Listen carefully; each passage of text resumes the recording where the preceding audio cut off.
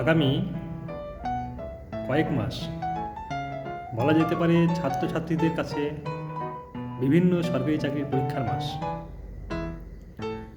আর যারাই পড়াশোনা করছেন তাদের কাছে একটা ভয়ের কারণেই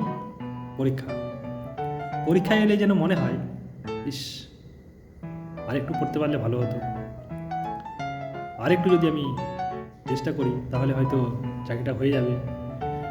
আর পরীক্ষা পার হওয়ার পরে মনে হবে, যদি আমি আরেকটু পড়তাম তাহলে চাকরিটা আমার হয়েই যেত।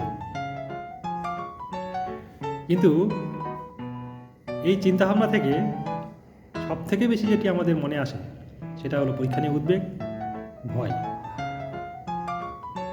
পড়াশোনা বা প্রস্তুতি কম বেশি সবাই নিয়ে থাকেন।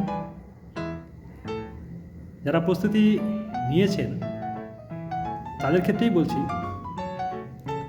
যে অহেতুক ভয় পেলে কাঙ্ক্ষিত লক্ষ্যে কিন্তু পৌঁছানো যাবে না। সরকারি চাকরি করা মানেই ভয়কে জয় করা।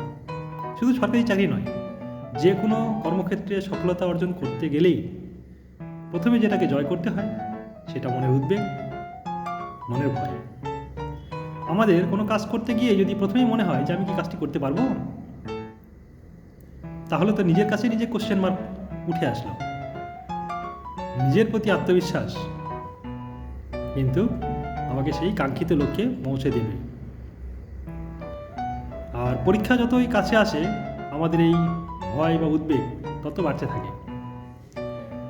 দেখুন, পরীক্ষা নিয়ে কিন্তু আমাদের হাতে খুব বেশি কিছু থাকে না।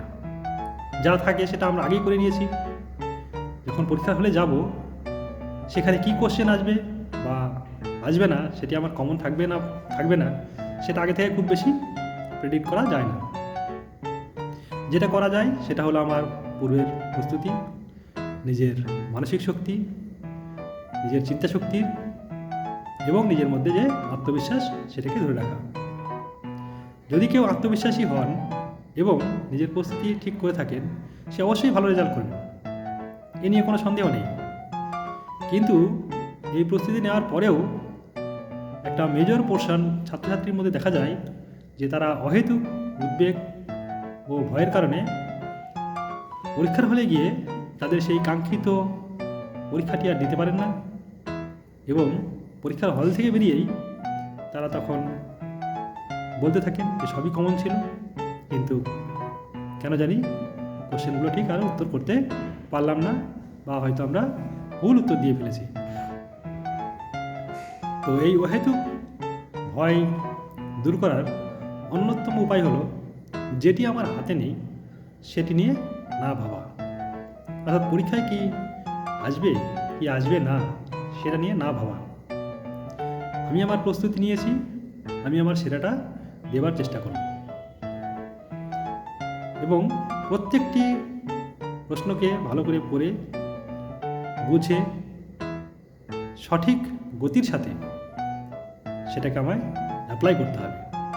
এইটা যদি মনে মনে থাকে তাহলে দেখবেন এই যে অহেতুক ভয় অনেকটাই মন থেকে কেটে গেছে এবং পরীক্ষা অনেক ভালো হবে, এ বিষয়ে কোনো সন্দেহ নেই।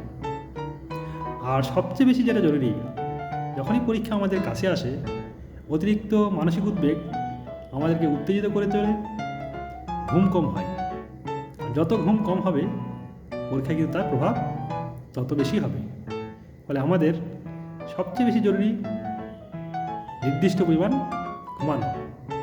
ঘুম যদি ভালো হয় তাহলে আমাদের চিন্তাশক্তির বিকাশ সব থেকে ভালো হয়।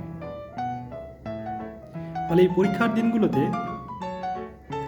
নিজেকে সুস্থ রাখা, সুস্থভাবে ঘুমানো, উদ্বেগে না জড়ানো, এই বিষয়গুলোকে যদি আমরা সঠিকভাবে পালন করতে পারি তাহলেই পরীক্ষায় যে কাঙ্ক্ষিত ফল সেটি কিন্তু আমরা অর্জন করতে পারব।